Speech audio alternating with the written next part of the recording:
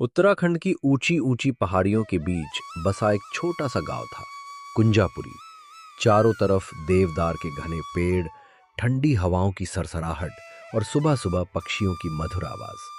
ये गांव जितना सुंदर था, उतनी ही कठिन थी यहाँ के लोगों की जिंदगी। इसी गांव में रहता था एक युवक, दीपक। मेहनती, ईमानदार और दिल का बहुत साफ। लेकिन उसकी जिंदगी में एक ही चीज की कमी थी, पैसा। दीपक अपने बूढ़े पिता के साथ रहता था। मां का देहांत कई साल पहले हो चुका था। सुबह खेतों में काम, दोपहर में मजदूरी, शाम को लकड़ी बेचने बाजार जाना। लेकिन कमाई इतनी कम थी कि कई दिन सिर्फ नमक रोटी से गुजरते। पिता की दवा भी पूरी नहीं हो पाती। एक रात ठंडी हवा चल रही थी, आसमान में चांद चमक रहा था, लेकिन दीपक की आंखों में सिर्फ चिंता थी। दीपक धीरे से, बाबा, कब तक ऐसे चलेगा? पिता मुस्कुराए। बेटा, मेहनत कभी खाली नहीं जाती। लेकिन दीपक जानता था, सिर्फ मेहनत नहीं, कुछ अलग करना पड़ेगा। अचानक उसे अपने पुराने दिन याद आए, जब वो ऋषिकेश में काम करता था, एक छोटे से कैफे में, जहां वो मैगी, चाय और स्नैक्स बनाता था। और उसके हाथ का स्वाद लोगों को बहुत पसंद आता था। उसकी आंखों में चमक आ गई। अगर मैं गांव में ही कुछ ऐसा शुरू करूं तो। लेकिन अगले ही पल दिमाग बोला, ये शहर नहीं है, यहां कौन पैसे देगा? अगर फेल हो गया तो? वो उलझ गया। तभी उसके पिता बोले। डर के आगे ही रास्ता होता है। अगले दिन दीपक ने हिम्मत जुटाई, अपनी पुरानी साइकिल बेच दी, कुछ बर्तन गिरवी रखे और थोड़े पैसे जुटाए। उसने खरीदा एक छोटा सा ठेला, मैगी, चाय पत्ती, मसाले, गैस सिलेंडर। उस रात घर में अलग ही माहौल था। दीपक मसाले तैयार कर रहा था, पिता चुपचाप उसे देख रहे थे। याद रखना, खाना सिर्फ पेट नहीं, दिल भी भरता है। दीपक मुस्कुराया। अगली सुबह दीपक ने गांव के मोड़ पर ठेला लगाया। दीपक की गर्मा गर्म मैगी और चाय। लोग आए, देखा और चले गए। 1 घंटा, 2 घंटे, 3 घंटे, एक भी ग्राहक नहीं। दीपक का दिल बैठ गया। शायद मैं गलत था। तभी एक ट्रैवलर जीप वहां रुकी। उसमें कुछ पर्यटक थे। एक लड़का बोला, भैया, चाय मिलेगी? दीपक ने जल्दी से चाय बनाई।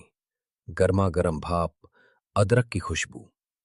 उन्होंने एक घूंट लिया और मुस्कुरा उठे। वाह, मजा आ गया। बस वही पल सब बदल गया। उन्होंने मैगी भी खाई, फोटो खींची, सोशल मीडिया पर डाली। धीरे धीरे और लोग आने लगे, गांव वाले भी रुकने लगे और भीड़ बढ़ने लगी। शाम तक पूरा सामान खत्म। दीपक घर लौटा, पिता के सामने पैसे रखे। बाबा, आज सब बिक गया। पिता की आंखें भर आईं। लेकिन गांव में एक आदमी था, जगदीश ठाकुर, अमीर, घमंडी और दूसरों की तरक्की से जलने वाला।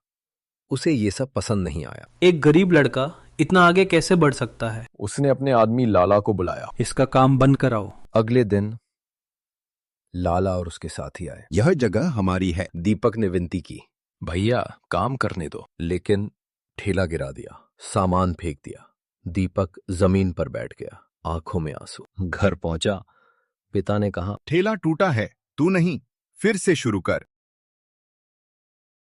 अगले दिन दीपक ने घर के बाहर ही छोटा सा स्टॉल लगाया। धीरे धीरे खुशबू फैलने लगी।